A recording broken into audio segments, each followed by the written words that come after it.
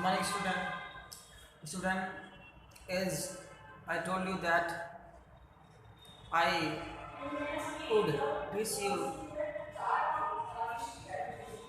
a certain sentence with the body speech having universal truth, habitual fact, proverbial truth, and historical fact.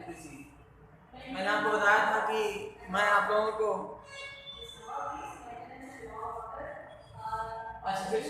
Certain में universal truth, उसके बाद habitual fact होता है habit के बारे में, प्रोबेबियल ट्रूथ जो कहावत है उससे गुरुग्राम का, और उसके बाद क्या है हिस्टोरिकल फैक्ट जो ऐतिहासिक तथ्य है, सत्य है। तो उसमें क्या है हम उसके बारे में बताएंगे आपको।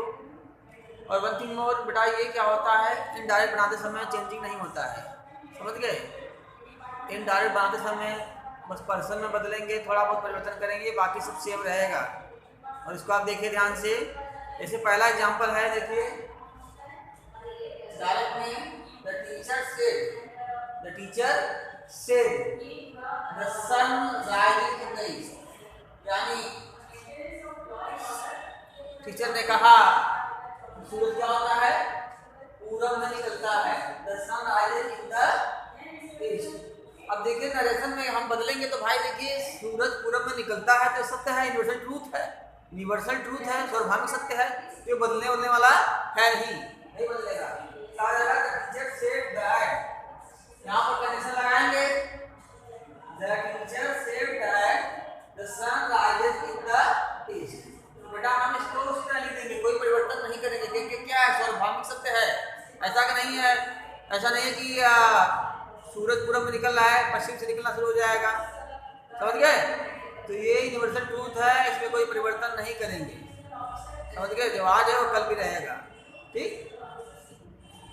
अब उसके बाद क्या है, आपको देखते हैं दूसरा एग्जांपल क्या है। माय मदर सेड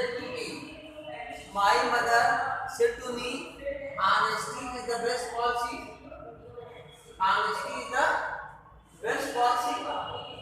और ये क्या है, आप कह सकते हैं प्रोवर्बियल या हैबिचुअल फैक्ट है, ये भी सत्य है कि मदर सबसे बड़ा गुण है, यानी आप कह सकते हैं कहावत के रूप में इसको बताया गया है कि कहावत कही गई है, हैबिचुअल फैक्ट है, सॉरी ये प्रोवर्बियल फैक्ट है, यानी कहावत के रूप में है कि ऑनेस्टी जो होती है ईमानदारी सबसे अच्छा क्या है, बीमा है, ठीक है। पॉलिसी मतलब बीमा होता है, तो यानी तो ईमानदारी सबसे अच्छा बीमा है, तो इसमें परिवर्तन नहीं किया जाएगा।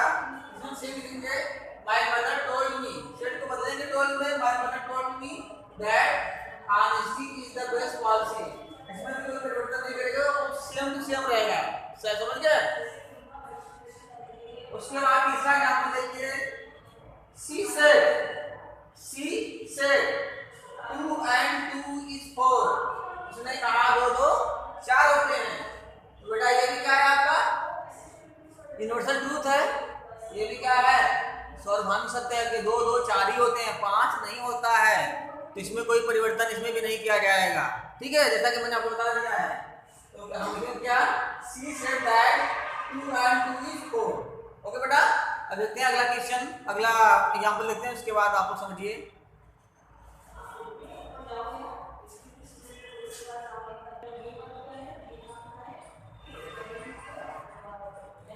Now students see example number 4. He said Rome was not built in a day. उसने कहा कि रोम एक दिन नहीं बना था। तो बेटा ये क्या है, ये हिस्टोरिकल फैक्ट है। क्या है, हिस्टोरिकल फैक्ट है, यानी ऐतिहासिक सत्य है। इसमें भी इनडायरेक्ट बनाते समय हम क्या करेंगे, कोई परिवर्तन नहीं करेंगे, जान लीजिए आप लोग अच्छे से। क्या हो जाएगा, he said that Rome was not built in a day, ठीक है। आप सेम टू सेम इसको लिख देंगे क्योंकि आपका ये हिस्टोरिकल फैक्ट है, क्लियर। तो उसका पांचवा एग्जांपल क्या है, he said India became free on 15 August समझ गए? उसने कहा कि इंडिया का स्वतंत्र हुआ था 15 अगस्त 1947 को, हमारा भारत देश आजाद हुआ था। तो अब क्या है, ये भी क्या है आपका हिस्टोरिकल फैक्ट है, ठीक है, इसमें भी कोई परिवर्तन नहीं करेंगे इंडायरेक्ट बनाते समय, ठीक है। We will not change anything while changing indirect sentence.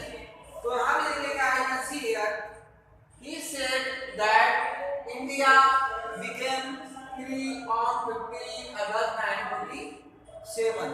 भाई देखिए जो कामा वगैरह है वो परिवर्तन कर देंगे, ठीक है, लेकिन क्या है जो फैक्ट है उसको चेंज नहीं करेंगे। आई बात समझ में? अब देखते क्या है अगला एग्जांपल क्या है। he said Karim was singing while Karim was dancing। he said Karim was singing while Karim was dancing। तो यहाँ भी क्या है आपका हैबिचुअल फैक्ट है कि करीम गाना था और उसके बाद रहीम डांस करना था, ठीक है। तो यहाँ भी क्या हो जाएगा, he said that Karim was singing while Rahim was क्या हो जाएगा डांसिंग, सेम टू सेम रहेगा। ओके स्टूडेंट, और कुछ महत्वपूर्ण बातें क्या है देखिए, इसमें मैंने आपको बता दिया है, इस वाले लास्ट वाले सेंटेंस में आप देख लीजिए, अच्छे समझ लीजिए क्या कहा गया है। पास्ट इंडेफिनिट टेंस, ठीक है, और कंटीन्यूअस टेंस नहीं होता है।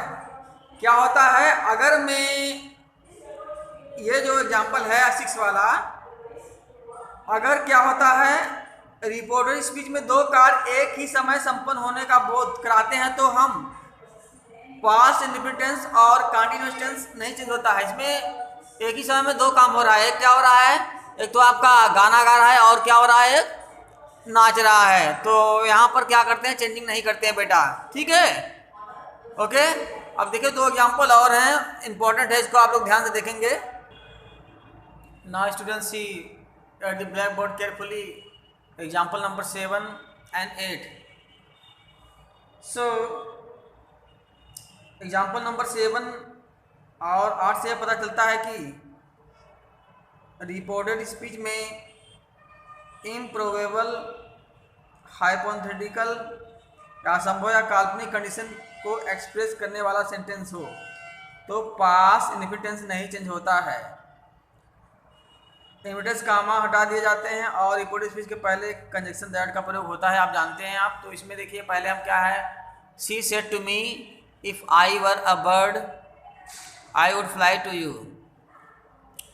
इसके बाद क्या है इंडायरेक्ट बनाएंगे, क्या होगा, she told me that if she were a bird. देखिए यहाँ पर जो आई है, आई वर अ बर्ड, तो पर्सन तो बदलेगा, क्योंकि अगर ये आई फर्स्ट पर्सन है तो फर्स्ट पर्सन किसके अकॉर्डिंग बदलता है, सब्जेक्ट के अकॉर्डिंग बदलता है। मैंने आप लोग को बताया था first person change into according to reported speech subject. Reported speech के सब्जेक्ट के अनुसार ये फर्स्ट पर्सन बदलता है। तो आई है तो क्या हो जाएगा, वहाँ पर सी है तो आई बदल जाएगा सी में। She told me that if she were a bird she would fly to me.